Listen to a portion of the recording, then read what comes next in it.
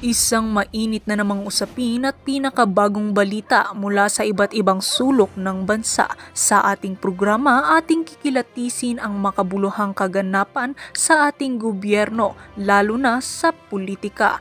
Tayo ay magbibigay linaw at magbibigay kaalaman sa mga mahahalagang isyu na dapat nating malaman at pagtuunan ng pansin. Ito ay magbibigay linaw sa ating mga kaisipan upang maging wais sa pagboto sa mga susunod pang mga eleksyon.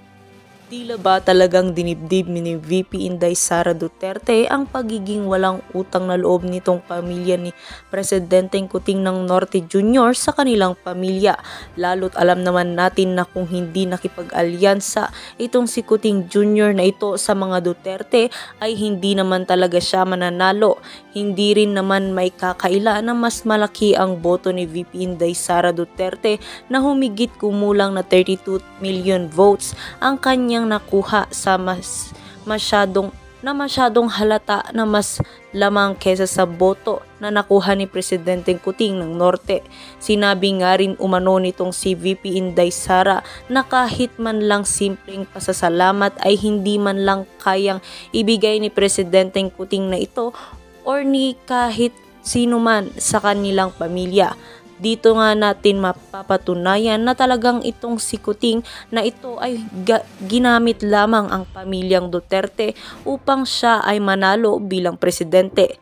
Hindi nga rin maiwasan ng ating mga netizen at ng taong bayan na parang ginawa na lamang parang basahan nitong pamilya ni Kuting itong mga Duterte na pagkatapos gamitin na ay itinapon na.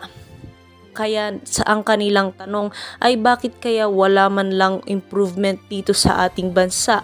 Dami nating budget, saan na napunta? Sa bulsa ata ng mga tiwaling politikong mga ito.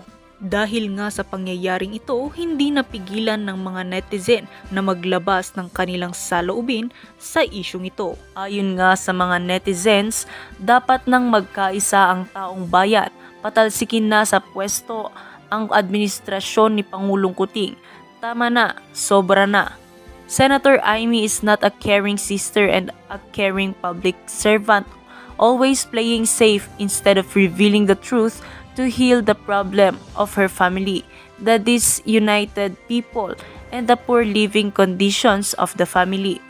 Pagbaba sa pwesto, pakulong dapat ngayon pa lang nakaredy na mga kaso para pagdating ng 2028 after election, ura-urada na makapag-file ng kaso. Hindi yan